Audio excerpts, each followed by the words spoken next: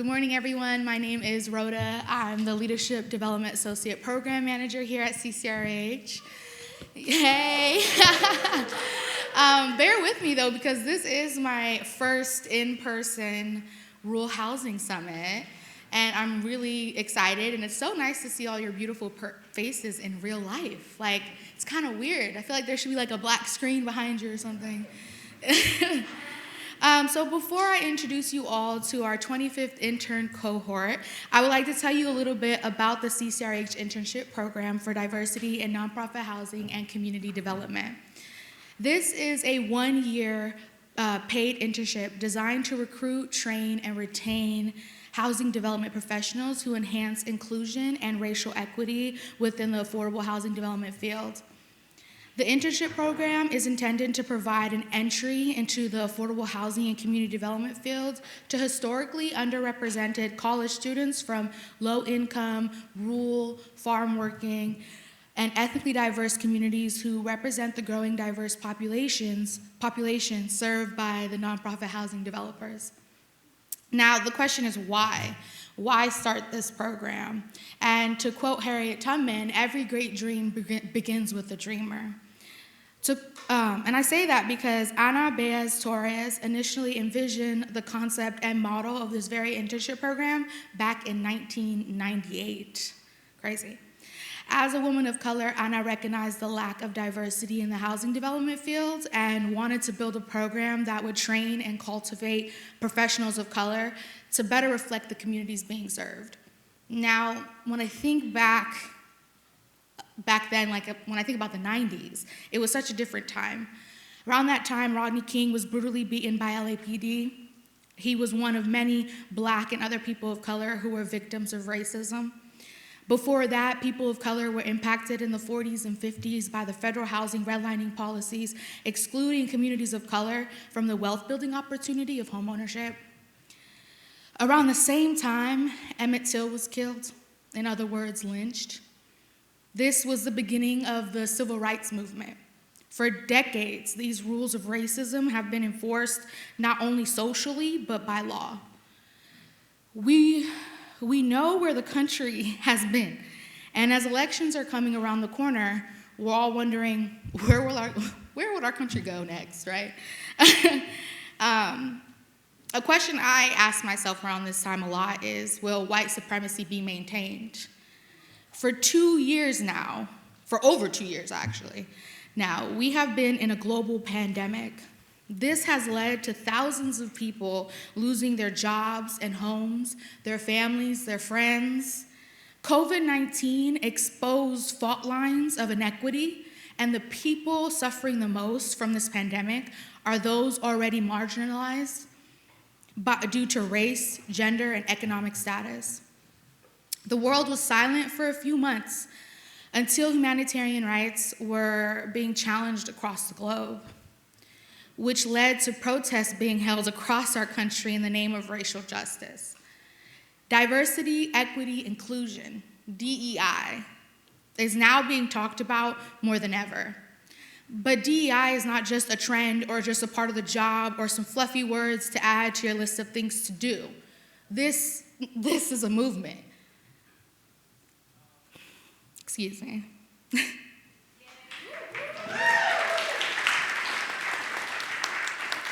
Looking at the past and looking at the present, I've noticed that history tends to repeat itself. Acts of housing discrimination amongst race are still taking place today, as well as Black, Indigenous people of color losing their lives to police brutality. People who are undocumented are constantly living in fear, and the hate we saw against the Asian community was horrendous. After everything we have witnessed during and since this pandemic, I encourage you all to dive deeper into your ready work at your organizations. Together, we can become a powerful force in organizing a new level of commitment in the resistance. We are within the 25th anniversary of the CCRH Internship Program. That's crazy.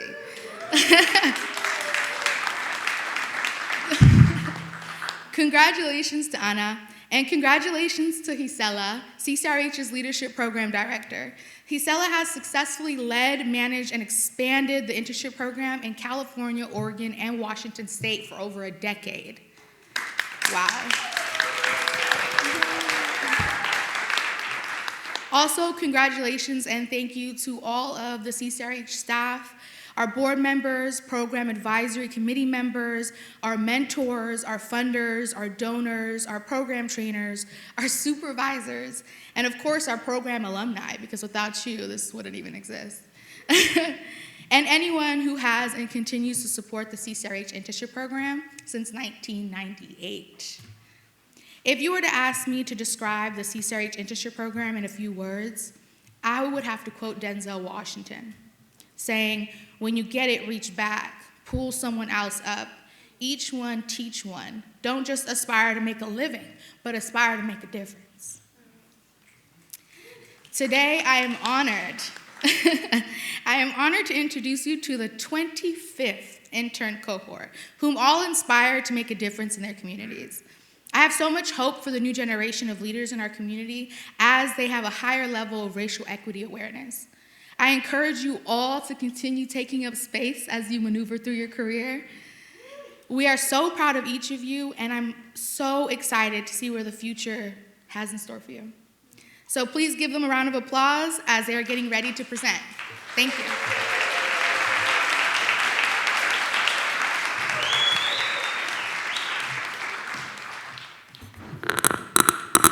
Let's bring this down. Good morning, everyone. Welcome to our first in-person summit since 2019. And as a group, we are extremely excited to be here with you and to share some of the memories that we have built so far. We will be sharing a video of some of our moments with you.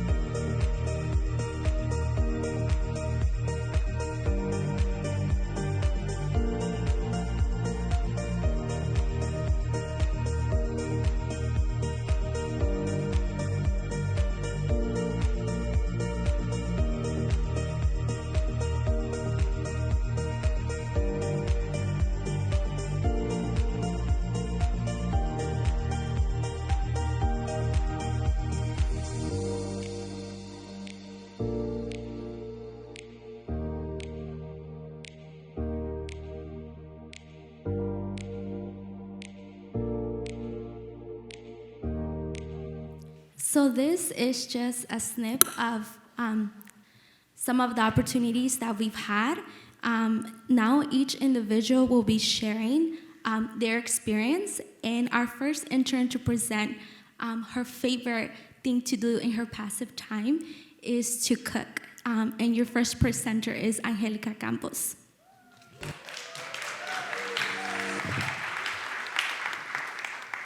Hi everyone, can you hear me okay? Come closer. Okay. My name is Angelica Gabriela Campos. I'm currently a fourth year at Sonoma State University.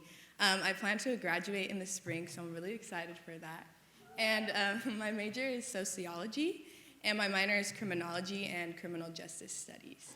And my host agency is Burbank Housing. Santa Rosa, California is where it's located.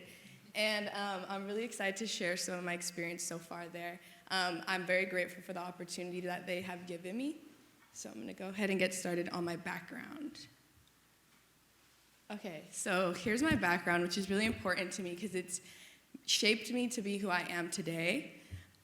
So I am a first-generation college student. I've faced housing insecurity myself and moved around frequently in my past. I was raised by a single father, which is, I have some photos over here. In the top right is me and my dad.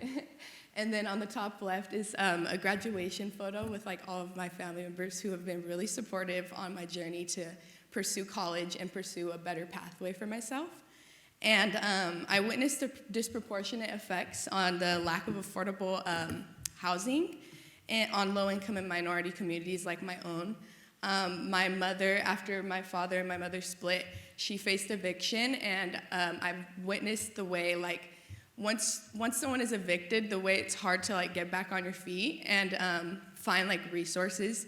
So I knew I wanted to pursue a field, providing those resources from my community. And I luckily found CCRH actually from a professor who emailed me.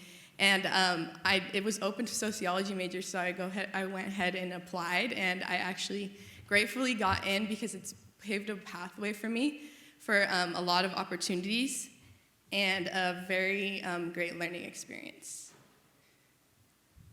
Okay, so here are some work-related accomplishments. So I attended a training so far, including Novogradic Tax Credits 101 training, the CHP Tax Exempt Bonds 101 training, and the LVHJ Cost Certification training. And this was really new to me because I wasn't really good at like finance, things like in that matter. And so now it kind of exposed me to something different. I've always been into like reading and writing, but now I'm like starting to get into like performas and Excel and things like that. And it's a different world for sure, but I like being able to learn new things. And I assisted with various projects so far, including one you guys probably have heard about if you were at the Tribal Roundtable, which was the Kashaya-Windsor project. So Kashaya-Windsor is the one on the far left bottom, and that is a 54-unit multifamily rental apartment development in partnership with the Kashaya Band of Pomo Indians. And this is really important to me because I forgot to mention my background, I identify as Mexican and Native American.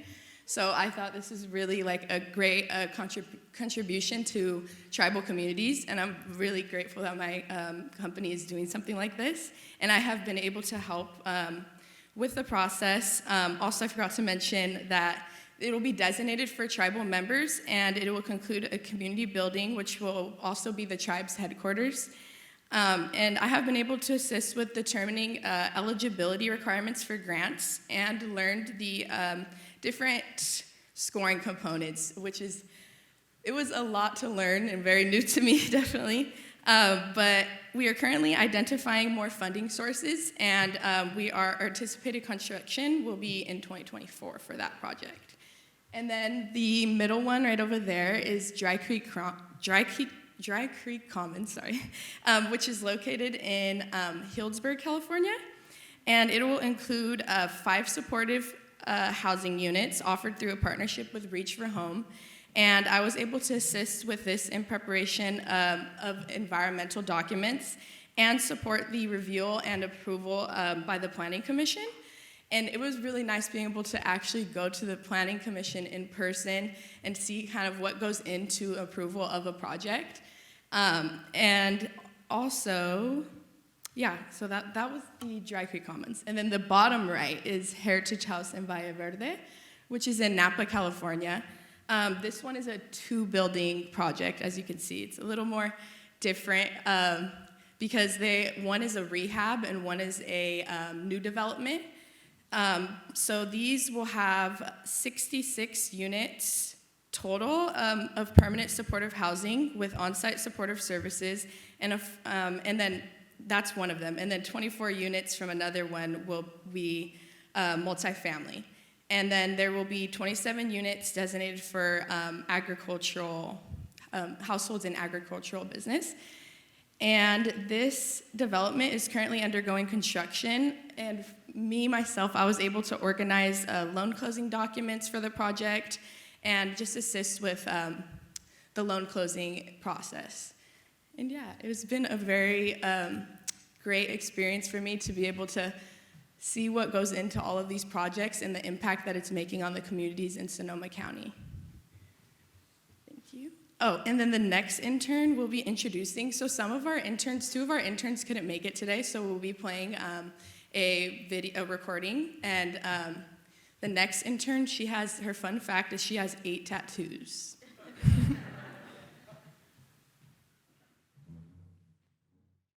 Hello, I'm Noemi Ramirez, and my pronouns are she, her, hers. I am from Vista, California, and I currently attend California State University of San Marcos. I am majoring in business administration and minoring in economics. My host agency is Community Housing Works, based in San Diego, California. Now to share a bit of my background. I am a first-generation college student and will be the first in my family to receive a bachelor's degree. I come from a low-income working-class family. My parents immigrated to the United States from Mexico with a 5th grade education in hopes of bettering their lives. My parents relied on me and my siblings to help them navigate this world where they weren't necessarily welcomed. From having to translate documents and speaking on their behalf, I experienced the inequality and inequity that are systematically built in today's society that BIPOC folks face every day. My parents aimed for survival and the dream was security. According to Maslow's hierarchy of needs, the goal is not to reach security, but to go beyond that and to achieve self-actualization. Now I'm trying to show my parents and the community around me that there's still so much for us to achieve beyond this limit that has been placed on us. In terms of my experience, I have 3 years of addressing basic needs. I've addressed food insecurity on my campus and menstrual inequity across colleges in California. I joined the CCRH internship program because I wanted to expose myself to another sector of basic needs, which is housing insecurity. I wanted to learn how organizations are addressing this issue not just for the current community, but for future communities as well. I also saw this internship as an opportunity to invest in myself. I grew up with the concept of just seeking security and surviving. However, I want to establish a career path that I am passionate about and know that I am making an impact. At my time with Community Housing Works, I have been able to participate in trainings, support development projects, and complete internal assignments. I have been through a series of performance trainings where I learned in detail the budgeting, expenses, and funding that goes into a development project.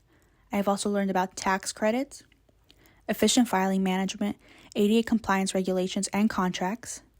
I've also worked on a total of 5 projects that are at various stages of development. 3rd and Camburn Apartments is a pre-development project where I assisted with the entitlement application, will-serve letters, and community research.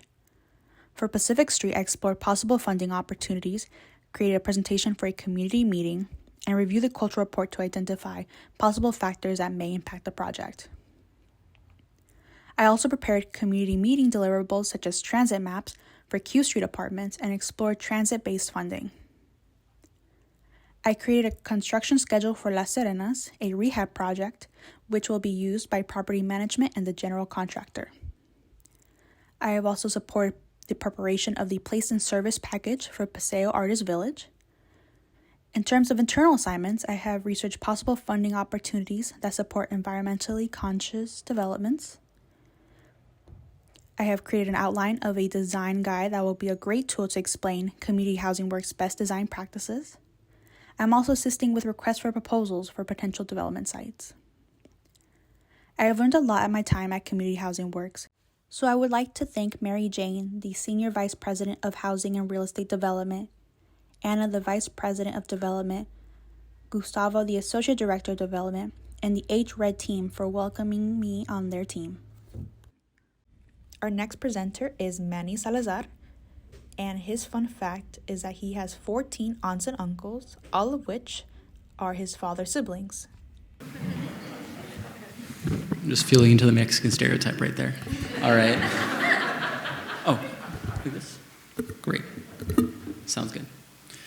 Okay, so I guess I'll present myself. My name is Manuel Eduardo Salazar, and my hometown is in Antioch, California, out in the very, very East Bay, if anyone's familiar. My school currently is University of California at Davis, and I also previously, because I'm a transfer, attended a community college called Los Medanos out in the Bay Area, where I received an associate's in business administration. My major currently for Davis is actually in community and regional development, so kind of ties back into the program. Go Aggies. And then with my host agency is with Mercy Housing California, particularly the branch located in Sacramento. Great, so just a little bit of my background. I was raised in a low-income, first-generation, undocumented immigrant household. What this means is, well, it seems kind of self-explanatory, but my father and mother came here undocumented, very young, I think even younger than I am now, I believe around 18 or 17 years old, in the hopes of achieving a better life. They struggled, they worked in different kind of places, a lot of the times for minimal wages, such as factories, construction, and anything really that could make a living. They moved around constantly, even once I was born. At a period I was living in Los Angeles, then we went out to actually kind of nearby in Gilroy, and we lived there for a little bit, a couple of years. Eventually settling in Antioch, where I previously mentioned, because of the opportunities that are, associated with living in the Bay Area, because even though it is an area where rental and just housing is not very accessible, the pay makes it somewhat feasible. During this time period, we're living in substandardized housing units, either in, I shouldn't be saying trailer parks, but just, thank you. So mobile homes or maybe miniature homes as well. It's just places where we really weren't fitting and as well as just weren't thriving. Slums was also a kind of thing, and then at the times when we couldn't afford our own location, we'd be living with one of our many family members, which although it's very appreciated that they were giving us housing, it was not an ideal situation. Next. And ultimately, I eventually found myself at Davis, and I eventually found myself with the CCRH program, and what really drove me to want to do this thing is somewhat my background as well as my innate desire to try and help individuals who have faced the same housing insecurity as I have. So ultimately, I feel like this program has been an amazing opportunity for me and really opened up the ability for me to do good, not only in my community, but rather in areas where I never even dreamed of. And so far, these are the projects where I've actually been able to help, as well as just some work-related accomplishments that I've had. So Capitol Park Hotel is located in Sacramento, California. It is 134 units of a hotel that was previously, well, it's in the name, but it was a renovated hotel that is now serving to mostly help homeless, or unhoused individuals.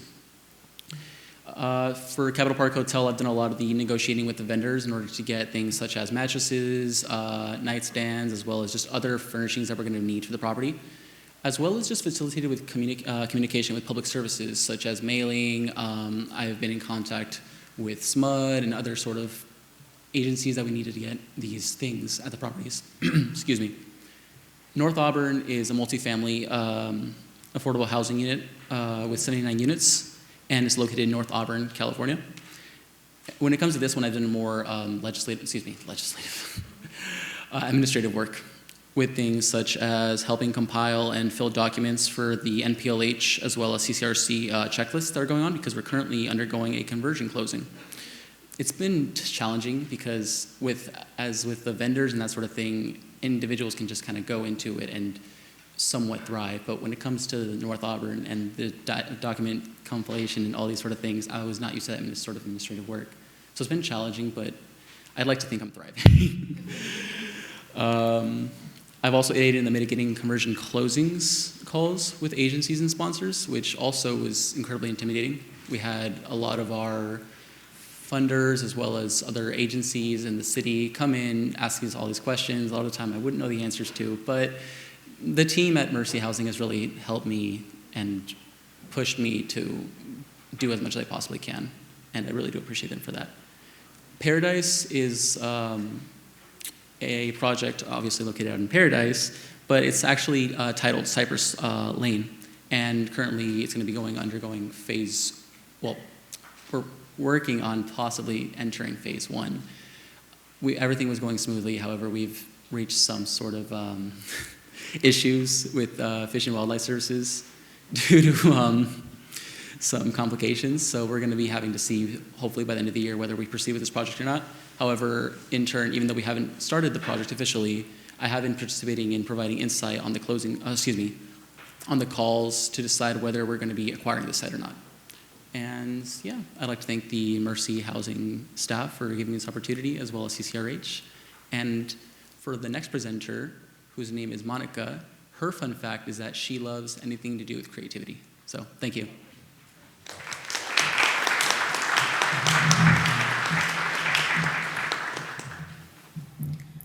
Hi everyone, my name is Monica Vanessa Arceo Mendoza. I am from Hermiston, Oregon, and I'm enrolled in the University of Oregon with a major in architecture and a minor in interior architecture. I am on the fast track course to graduation and will be earning a Bachelor of Architecture, which is equivalent to a master's degree within 4 years. My host agency is NeighborWorks Umpqua, which is located in Roseburg, Oregon. I was born in Mexico and grew up in a low-income immigrant household. My mom and I were both undocumented, so a lot of the issues we faced were deeply affected by that. Due to the lack of financial stability, language barriers, and legal status, my family faced housing insecurity. We lived in overcrowded conditions when we could afford a place, and often we found ourselves staying with relatives when we couldn't. I began working in the fields with my mom when I was 13 to contribute to our household. These experiences have made me passionate about working in affordable housing. I joined CCRH to gain the skill set to be able to help my community because my family's story is not unique. Many families go through similar things, and I want to be able to contribute to providing safe spaces for people to grow. The images on the right are two from my family. The one on the top is a picture of my grandparents, my mom, my cousin, and I when we still lived in Mexico. And the picture of the bottom is of my little sister, myself, and my father. And I believe that one was taken in San Francisco. During my time at NeighborWorks Umpqua, I have been involved in a variety of projects. I have been involved in 2 funding applications, one being the Grand Apartments, which is a recapitalization project, and a Scattered Sites project, that is a rehabilitation. Both projects are pursuing different funding sources. For the Grand Apartments, I have taken the lead with communication and negotiating with local vendors. Through that task, I was able to create relocation feasibility estimates. I also created marketing materials to aid in achieving a higher goal of diverse community involvement. For the Scattered Sites project, I assisted the project manager and architect with site documentation that was later used for the site review checklist. In addition to that, I completed engineering documents to aid in documenting the site. Some other accomplishments include research and collaboration with a development team and partners to recreate an inclusion strategy, NSP home documentation, and other trainings. I want to give a big thank you to Karen, the real estate development director, and Albion, the design and project manager, who have guided me and have done their best to give me every opportunity to gain experience and learn.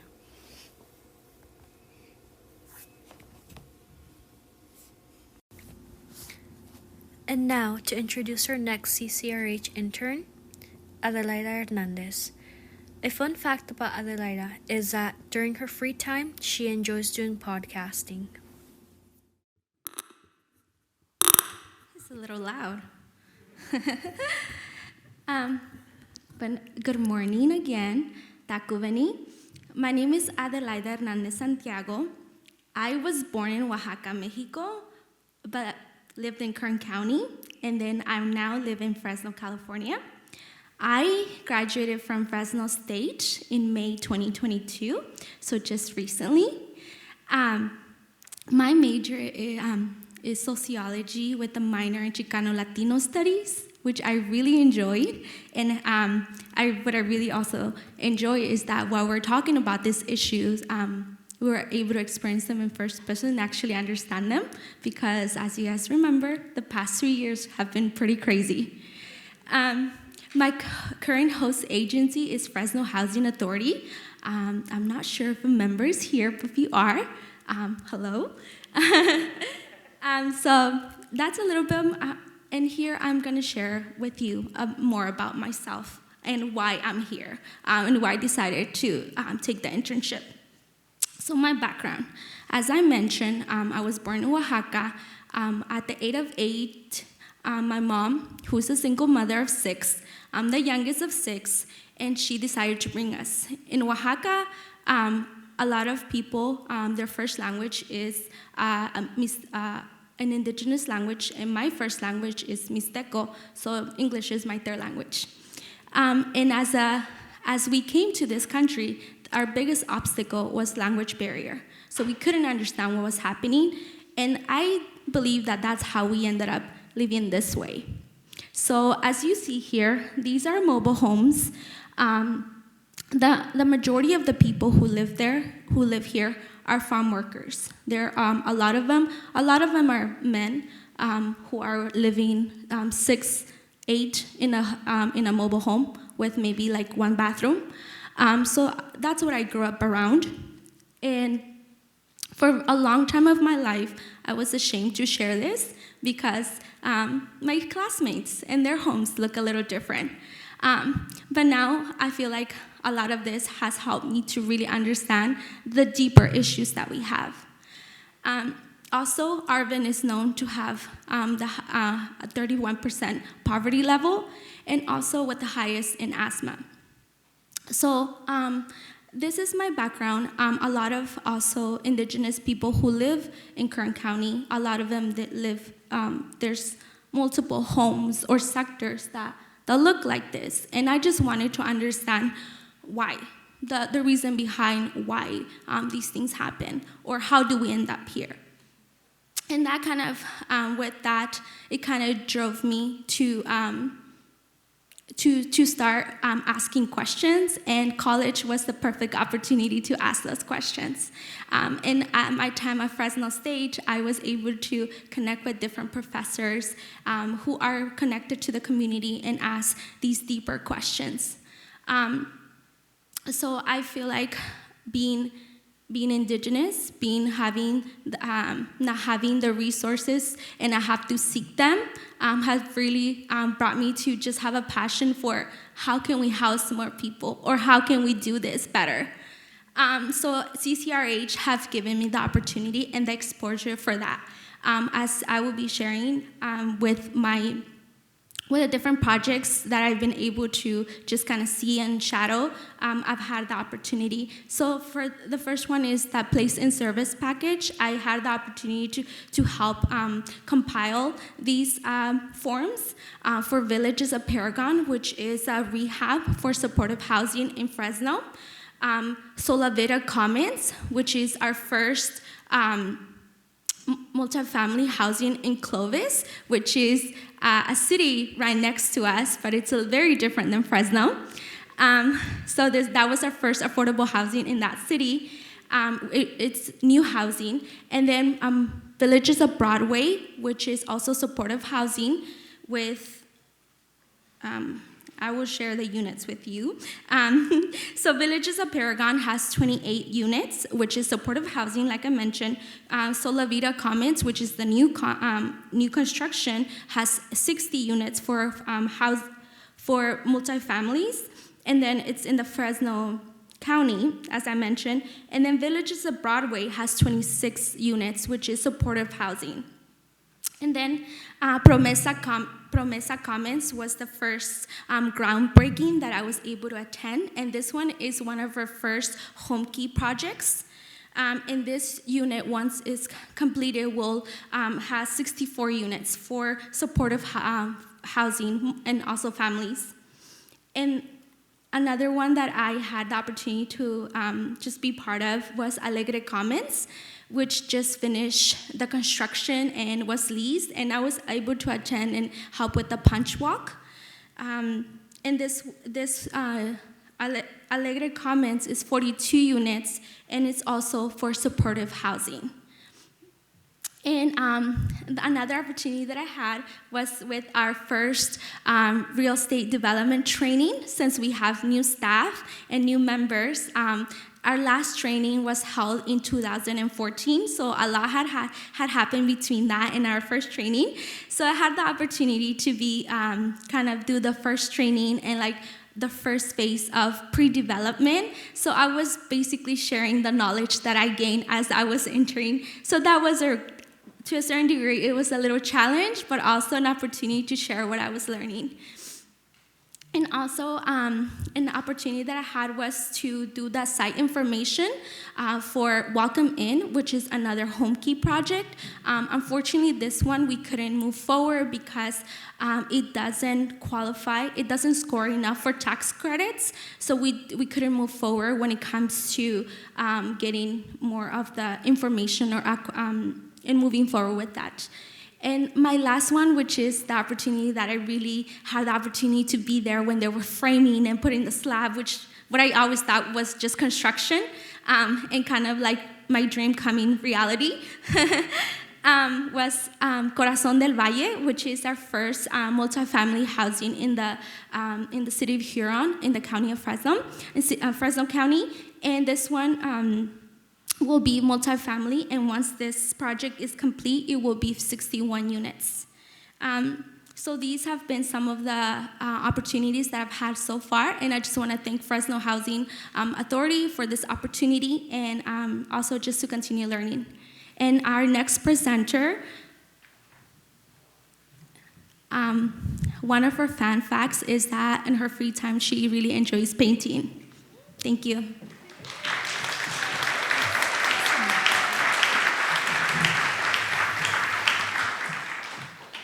Thank you, Adelaida.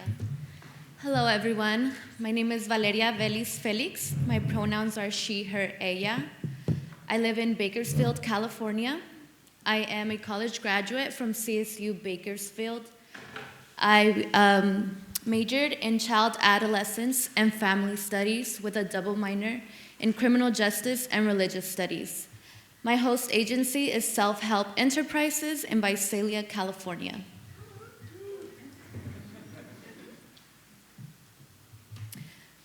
I am an immigrant. I was born in Hermosillo, Sonora, Mexico. I came to the United States at 3 years old. We often hear that immigrants come to the US with nothing, but we come with knowledge, experience, cultural capital, language, desire, love, joy, and memories. As a low-income mixed-status family, we have faced many hardships and uncertainties that have impacted the livelihood of my family and I. I am a first-generation undocumented college graduate, and I say that with a lot of pride because it took a lot to get into higher education as an undocumented individual. During my undergrad, I was involved in a student club, United Now for Immigrant Rights, where I advocated for immigrants, undocumented youth, and undocumented college students. I had the privilege to lobby in Washington, D.C. at the state capitol and at the California Capitol in Sacramento on immigration issues. I've also worked with community grassroots leaders where we worked directly with individuals who were detained in immigration detention centers in the Central Valley and provided them with legal counsel, money for their commissary, and assisted with transportation, essential needs, and housing after they were released. My experience with housing insecurity, as I mentioned before, I came to the US at 3 years old. My dad was already here before my mother, my sister, and I came. The house that you see at my left, bottom left corner, is a one-bedroom garage where we shared with another family. So we were living in very crowded living conditions. A year later, we got evicted due to a lack of income and language barrier as well. We had to move in with other family members, which was even more crowded living conditions. I also encountered with my advocacy work family members who were trying to get homes closer to their loved ones who were detained in immigration detention centers and just couldn't find the resources or the housing availability for that, as well as individuals who were released from these detention centers and have to serve their court dates in the communities in which they were detained.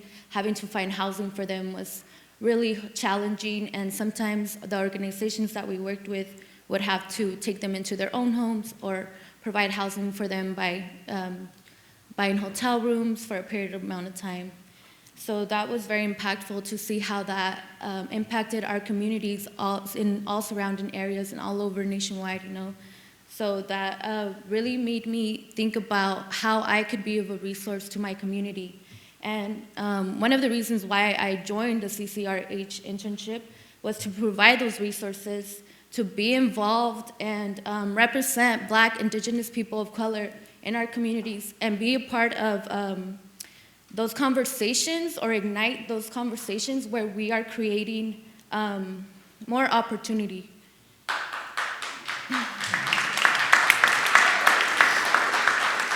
And another really important part of being a part of the CCRH internship is networking and with professionals and also organizations that can help guide us to have those resources for our community.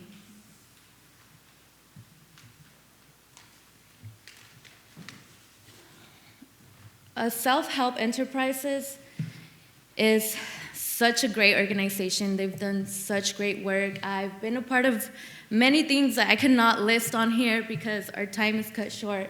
But these are the main development sites that I've been working with closely.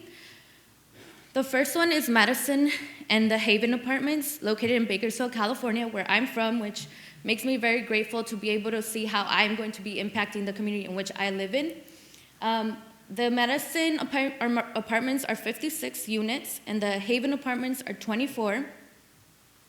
I have been working closely with project manager Miguel Arambula to organize resident meetings, as well with asset management team and resident services in order to work collectively and provide the residents with a great outcome. And we've done site walks and unit walks in order to determine what will be needed for rehabilitation in each unit. The next one was an event for a grand opening in Mariposa, California, Mariposa County, and it's Creekside Terrace. It is a multi-family housing development of 42 units. 11 units were designated as no place like home, permanent supportive housing units for individuals experiencing homelessness and mental health challenges. The funding sources were HCD, IIG, and PLH, NeighborWorks. I had the privilege to see some of the residents that were actually living there at the time that we did the grand opening, and it was very impactful to see how this site meant a lot to them, and just to see how happy they were to be able to be housed and feel safe. The next one that you see is Neighborhood Village, which was a groundbreaking. This is located in Goshen, California. And a really neat thing about this is 52 units of manufactured home development. It is 100% permanent supportive housing for those experiencing homelessness in Tulare County.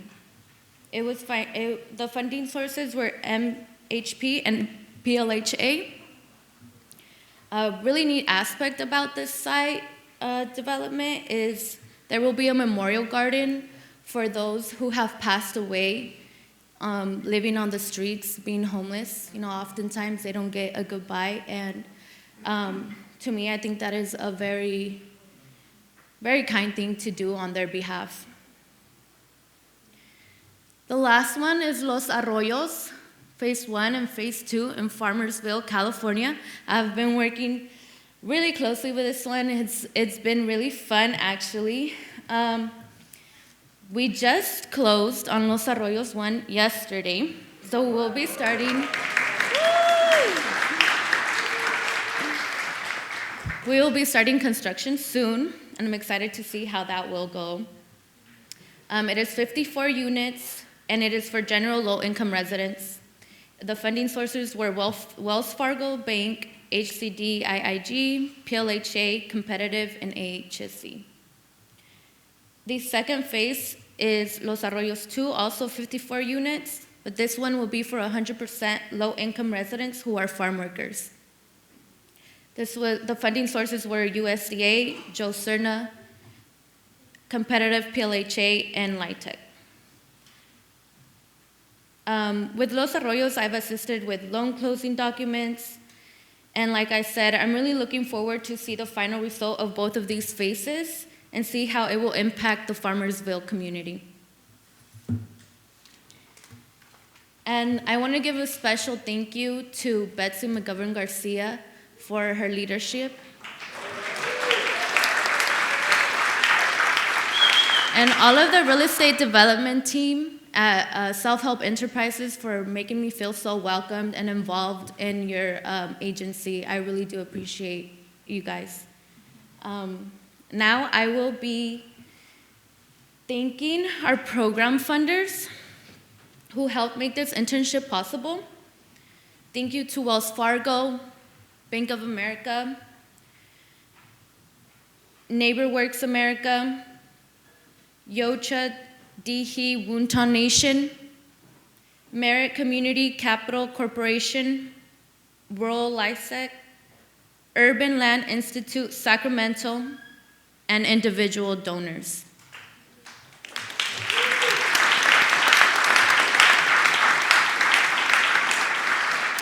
This is just a little collage of our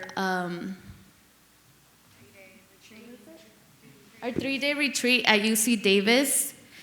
And as the 25th cohort, we would like to give a big shout out to Ana Baez Torres for coming up with this idea 25 years ago and giving BIPOC individuals the opportunity to take up spaces in the affordable housing sector. Also, thank you to all of our host agencies for taking the time to invest in us and giving us the opportunity to learn and shadow you as professionals. We would especially like to thank CCRH, Rhoda, and Gisela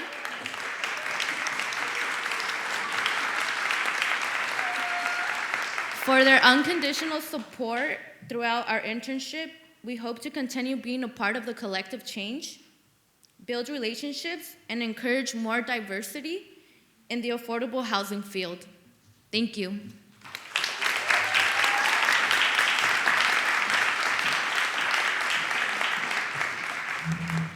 That was so amazing and so powerful, hearing each and every one of your stories. Yeah, thank you.